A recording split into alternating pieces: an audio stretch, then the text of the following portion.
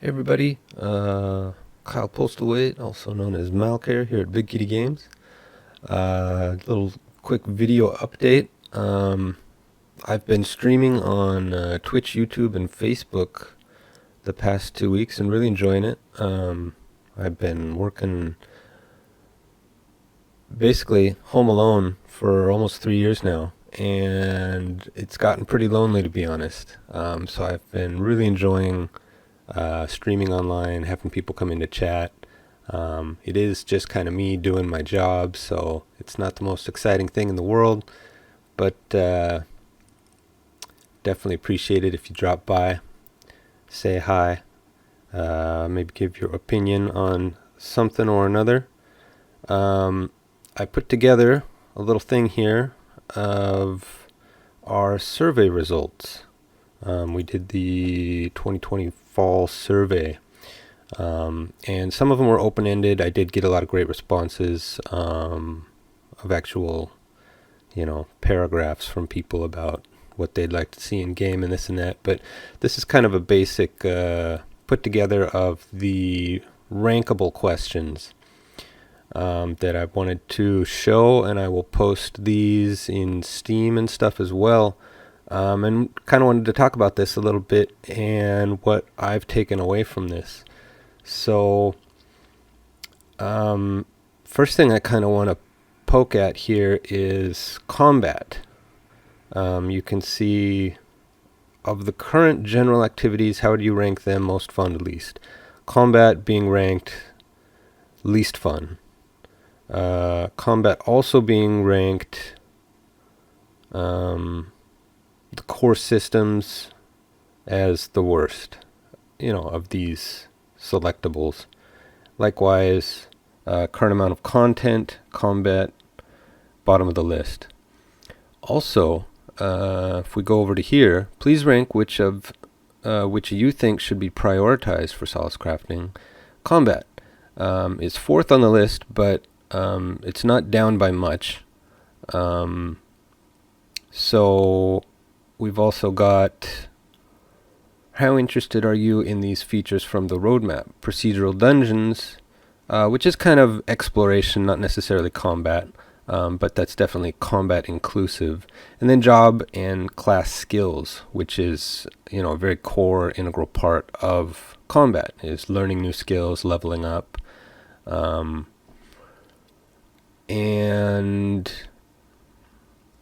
monster abilities and pocket dimensions are down here too in the middle, which are very important to combat in my opinion. I don't know that I explained pocket dimensions well. I've talked about that a lot on the forums, Steam forums, and I just responded to, there was a couple of big discussions last night while I was asleep. I just responded to one about, a guy mentioned astral planes, which is a D&D, it's a general fantasy concept, but that's a big thing in Dungeons and Dragons. And that's really what I mean by these pocket dimensions, is sort of like a fire plane, an earth plane, an air plane, different, like currently we have caves, and everything can use that same system. Basically, that's why I call it a pocket dimension. There's some sublet of the main world that you can enter into, and it's not its own, million-kilometer system. It's this, half a kilometer to 1 kilometer squared area, but then totally new atmosphere, totally new monsters. Currently caves don't really have, they don't have environmental hazards. We don't have fall damage. There are 3 different types of monsters in there that don't exist anywhere else. And we should probably make the glowing mushrooms harvestable. There's also, the Midnight's Touch, I believe it's called. The herb that can only be found in caves. But then to expand on that using the same system, you can't see the sky in caves because you're in a cave, but they are actually already managing that sort of weather and environment system as well. Caves have a different audio background. So that's all set up for what I'm looking to do. And actually, I'm probably going to end up doing a dungeon first, which I've been working on a little bit on the side, which would be your classic, sort of like castle dungeon with stone brick walls and probably some traps, and haven't really decided on what monsters to add in there. But with every monster we add, we get new drops, which creates opportunities for more crafting recipes. And that's really what this all kind of boils back to. And we can see at the top of all of these, crafting's the most fun. I mean, Solace Crafting, everybody's kind of on board with. That's really what we enjoy, is being able to craft new stuff, level up our crafting, find new recipes. And I think I talked about this in the last video that I did, but I realized really early on that really the reason that crafting is fun for me is because I get to then go use that stuff that I've crafted. I get to bring that out into the world with me and say, look at this badass sword I made. Look at this cool armor, or bow, or staff, or whatever it is. I much more enjoy that than picking something up off of a dead bad guy, and dusting it off and saying, okay, now I'm going to use this. Very much prefer crafting my own stuff. But again, I think that really ties heavily into combat. So I'm looking to, well, once again, I'll post all of this, and we might come back to this, but in short, I'm kind of looking to go in this direction. We had a good discussion about changing the roadmap a bit, and it is a bit different on Steam right now. And this is kind of my new revision that I'd like to sort of bring up and get people's opinion on and start moving forward with. So pretty much what I was just talking about. Past couple weeks we've been working on broad scale optimizations and bug fixes, and some of that's still ongoing. I haven't gotten around to improving the map yet. Probably going to do a little bit of that today and tomorrow. I don't know if I'll actually get to the optimization section of that, but game is running a lot more stable. There's still a couple little things, grass, and the new storehouses are still having some sign problems, primarily on multiplayer. But moving forward, I'm looking to add procedural dungeons first thing. And one of the reasons is because it's super fun for me, and I think that's super fun in game as well, to have more, not just like a new biome is one thing, but not this sprawling open landscape, but this small contained space that, you're really forced to fight your way through and engage head on if you want to get to the mid boss, get to the end boss. And we don't, and we'll get into that. And that also brings up the option to bring in more monsters. I have a lot more monsters that I, own and can put in the game. I just don't want to throw a bunch of monsters randomly into the game. I don't really think that will solve anything. I do kind of have like some trents that I think I want to add in just to the grass biome, I think. Because they would fit and it'd be fine. But like already I've added quite a few animals, and we haven't added individual drops to all of them. Added fur and some things in here recently. But I really want to get more locations before I start adding in lots of new different types of monsters. And that's where the planes thing comes into. If we've got a fire plane, then we've got a lot better place to actually be adding fire-specific monsters, or making ice-specific monsters, or so on and so forth. And kind of then, once we've got some more monsters, and we've already got quite a few animals in now, so we've got quite a few drops, or potential for a lot of different new ingredients, we could say.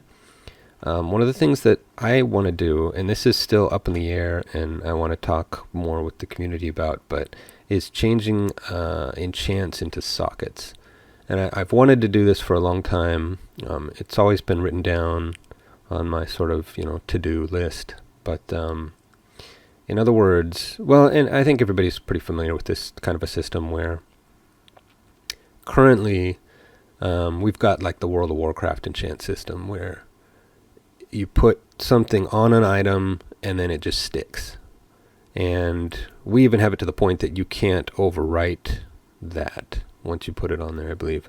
So the alternative is more the Diablo style system, where say you've got a rare staff, then it's going to have 3 socket slots in it, right? Currently it's got enchant slots, but instead it'll have socket slots. And so then you can create enchanted gems, and this is kind of one of the things that I like about what I'm hoping to do with this system, is not just enchanting, but have certain items that will also go into the sockets. For example, something that only leatherworkers can make, some things that only tailors can make. So enchants are more, well, I don't want to make any solid decisions about that, what is what yet, but I think there should be options like, blacksmith can have a spike that can fit into weapons, and it gives them a little bit more damage, which isn't necessarily an enchant, but it's a socketable item. So I don't think all sockets necessarily have to be magic enchants like the current enchants are, but then also that you would have the option to take them out. So you can put something in, or you can take it out and you can move it onto a new item. You can trade it to another player, things like that. And then just in general, adding a lot more recipes, both along those lines, as well as adding a lot more weapons. And this is a difficult subject, because currently we've got things that are kind of locked behind tier, and I don't really want to just constantly add more and more. Say, okay, this recipe is tier 5, okay, this recipe is tier 10, okay, this recipe you need to get to tier 12. Then what that ends up doing is there's always something that's the best, and that was kind of one of the initial reasons that the whole crafting system was designed, so that you could find which one was most visually appealing to you and then use that. So there's still some kind of design aspects I want to flesh out a bit more for just adding in a bunch more weapons, and adding in armor is certainly a more difficult thing. We might have to just do some more armor skins instead of adding a ton of new 3D models, because that's always the most difficult of things to get your hands on. And then sort of following with crafting a deconstruction bench, just basically to get some stuff back from old things you're not using anymore, maybe you sockets you've upgraded, etc. And something that I actually got really close to finishing, and just kind of need to finalize a few steps, is crafting and harvesting equipment. And so that's just like currently we've got your sledgehammer for stone. Well, this will add clothing. So say you've got pants and a shirt and gloves and boots. I don't think we'll probably not do a head slot, but different slots for harvesting and crafting equipment. And the reason these aren't quite yet finished yet is because I want to make them generic. I don't want to have sledgehammer bound pants so that, you're like, oh, here's an iron node. Let me put on all my iron gear to make sure I get the best iron. Oh, here's a tree. Let me put on all the best tree gear to make sure I get, the most I can out of this tree. That kind of stuff, I know it just gets really annoying. And I also don't want to add like 6 different columns of harvesting and crafting equipment. That would be one way to go, would be to add masonry equipment, and then lumbering equipment, and then mining equipment, and have them all different the way that the tools are. But I think a better route, rather than adding another, 35 slots or something to the harvesting equipment tab, would be to just make these more generic, and that all round your just harvesting skills in general are going to get better. And likewise with crafting. And then, like we were looking at here, crafting and combat, again, is kind of the two main things that I'm hoping to focus on here for 0.7. And if we're going to be adding a lot more monsters, we're going to be adding in a lot more equipment, make us stronger and all of that. Again, the best part about crafting weapons and equipment, in my opinion, is being able to take that out into the world and use it to conquer new areas, gather new resources, or materials from special boss monsters or whatever, and get that loop going of being able to level up, get better and better stuff. And in order to make that more interesting, I do think that it's pretty important that we improve monster AI as well as add monster abilities. Sorry, minor edit there, I had to get a drink.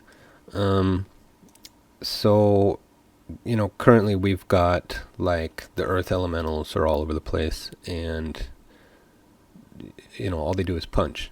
And we have fire elementals, and we have fire golems, and we have spiders, but everybody just punches. That's really all that they do. So I think that's one of the main reasons that combat is uninteresting right now, because the monsters, they just look different. And so I want to improve sort of just their AI in general, but also start giving them abilities. So earth elementals can do like a ground slam.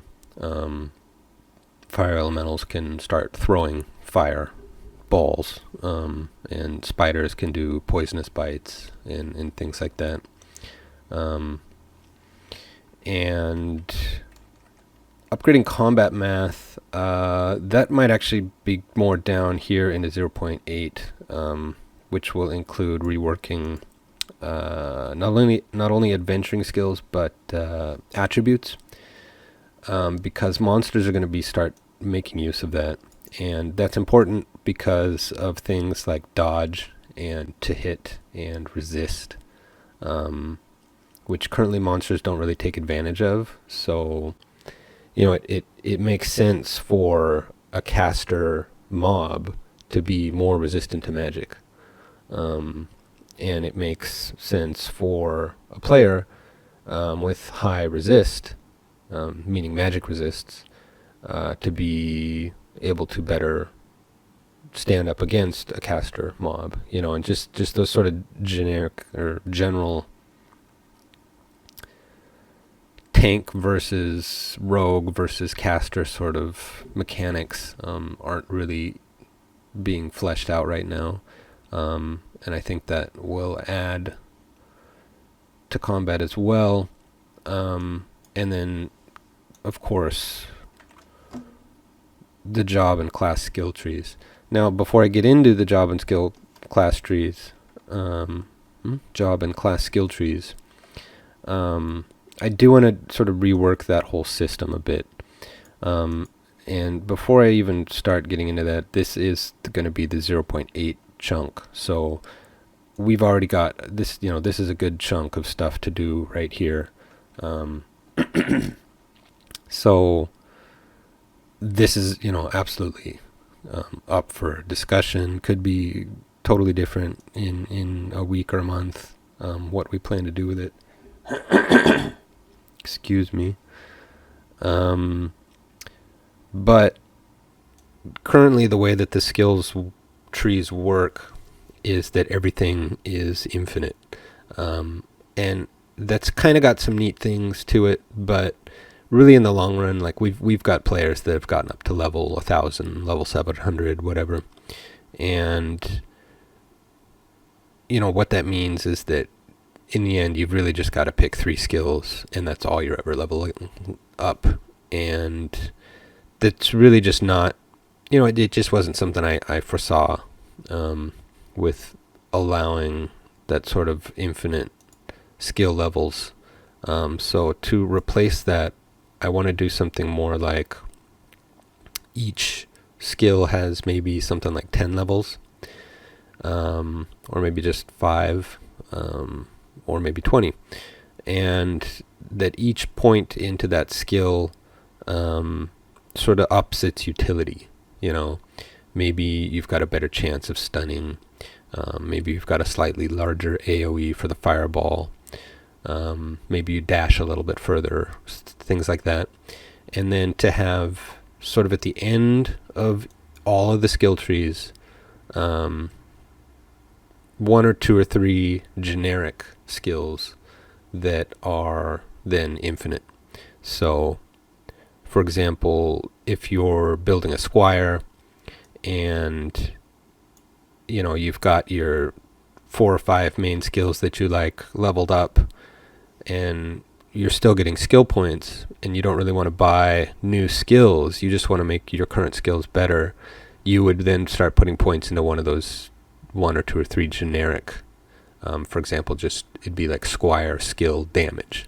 And so it would just add more damage to all of your squire skills that make use of damage, And maybe one of those is, you probably wouldn't be able to do an infinite utility improvement, because there comes a point where, you can't say 700% chance to stun. What does that mean? But maybe like an offensive generic and then a defensive generic.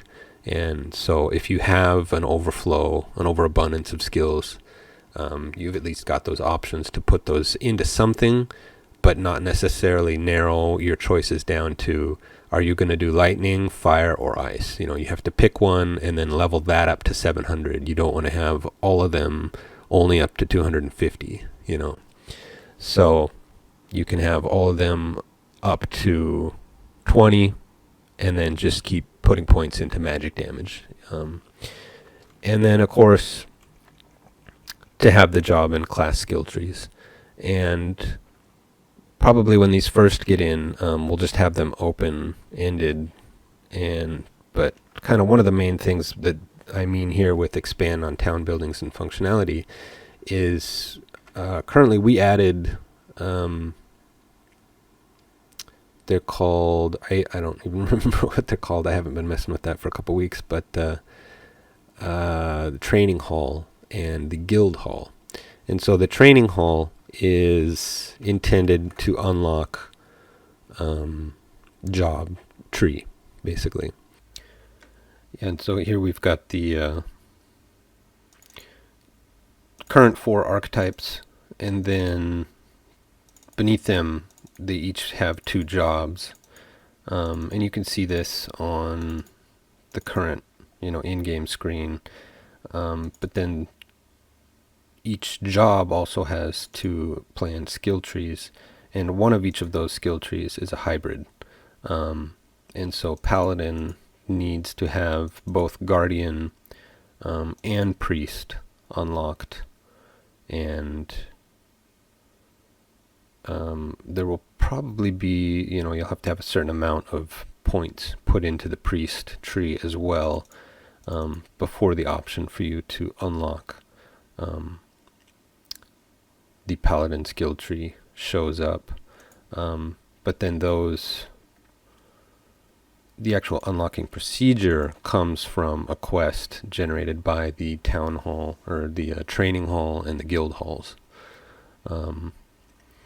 So that's kind of the main focus of 0.8, is really making the town buildings have more function like that.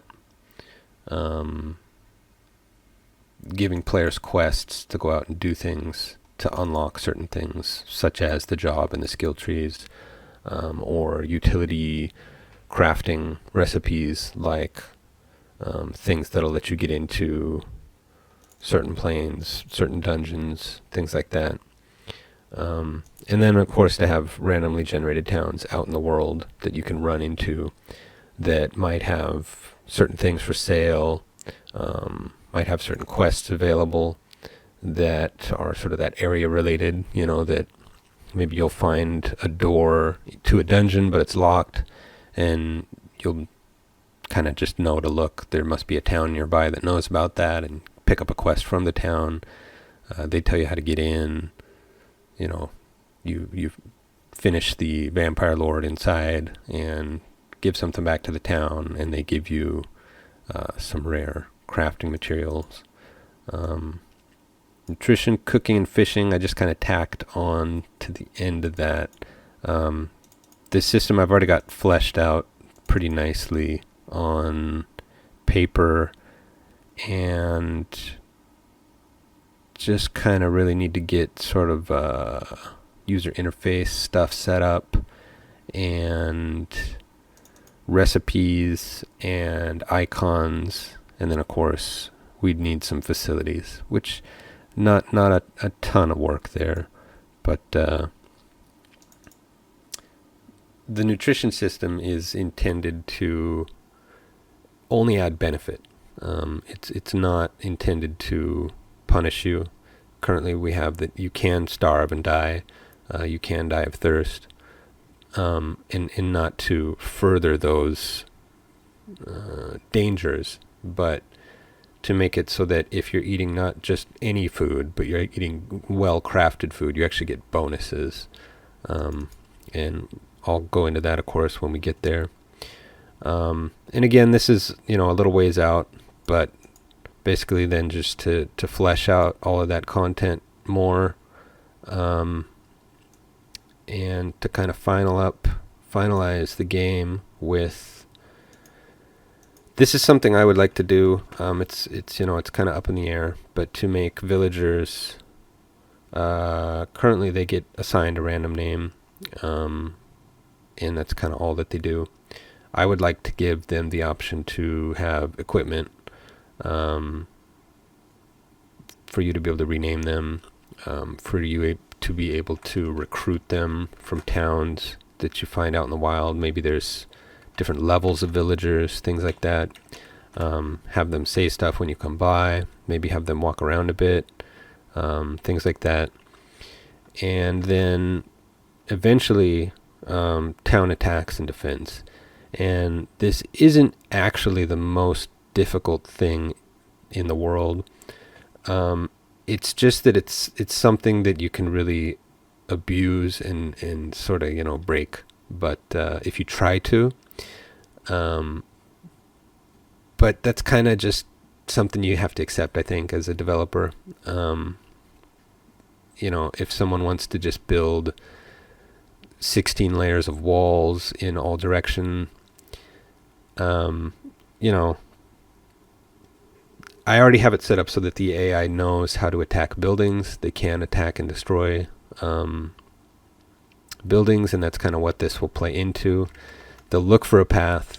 They'll try to use a path to get to their objective, but if they can't, they'll try to break a path to their objective. And then to have town guards, so that you can build, static defenses, arm your guards, train your guards, and get sort of a defense rating for each town. And so, like, maybe a town has a worth rating, and then the area that it's built in has a danger rating, and the worth and the danger combined create this sort of number of the likelihood of them being attacked by, whether it's demons or bandits or whatever. I don't really like adding killing of humans. I don't think that'll be a thing. But, maybe the Solace and the Enchanting Tower and are just too powerful, and they're attracting demons. And if your defense rating is not at or above that rating, it opens the town up for an attack. So, again, giving you the opportunity to sidestep that if you craft and build properly. If the town is properly defended, it's not something you have to worry about. And just to say it out loud, to definitely make it so that it's not like every 5 minutes some town somewhere is getting attacked. Make it a global system so that it knows there was an attack 30 minutes ago. We don't need to do another attack for a while, just to make sure that everyone remembers I'm a gamer too. I don't want it constantly telling me, go to this town, go to that town, when I'm out trying to do stuff. And maybe you opt to just let the town figure it out itself, and it'll just run the numbers. And you come back and you find, maybe the lumberjack was damaged and isn't working at full capacity, and you just repair it up. Maybe the town's got enough resources to repair things up themselves. There's lots of different ways we can take that. Not super difficult either, but I think that will add a lot once we can get some villager eye set up better to the point that we can have guards. And that opens up a lot of opportunity too that would be post leaving early access, along the lines of pets, mercenaries, things like that. And then to finalize the language system, add full controller support, some of those kind of quality of life things like that. And there's lots of little things that aren't mentioned here. Again, map improvements, waypoints, compass improvements, labeling of things. There's lots of little stuff like that. And there might be necessary to do something like multiplayer groups, or guilds. Maybe there's trading system we need to develop. And there's lots of different ways to go with smaller additions for stuff like this. So none of this is finalized, and I'm not gonna listen to anybody. I'm just gonna do this. But the goal is to leave early access. We're looking at coming into 2021. How crazy is that? And it was a rough year. This has been really cool. Just to bite down and say, okay, let's fix all the bugs. The game is running a lot better, optimization-wise as well. So that's an ongoing thing. The bug tracker is working really well. Please check that out if you do have something to add to that. And like I said, I'm now streaming live, kind of like this. This is just me recording with the same software. For me, it's of course Japan time, but Tuesday through Friday, 8 hours a day, I've been streaming and really enjoying it. So yeah, just wanted to kind of give an update on these, and I'll post these online for people to look at and talk about. And this is kind of my take on that again, and I'll post this as well. And definitely be looking forward to feedback. If there's something you think is super important that isn't mentioned in here, definitely like to hear it. And yeah, so hope to see you on Twitch. Hope everybody's doing good. It's really cold here all of a sudden. And if I don't see you again until it's going to get busy here, Christmas, and in Japan, New Year's is the big holiday over here. So I will be out of commission for kind of the week, 5 or 6 days surrounding the New Year's. But yeah, hope you're doing well, and stay safe. Happy gaming.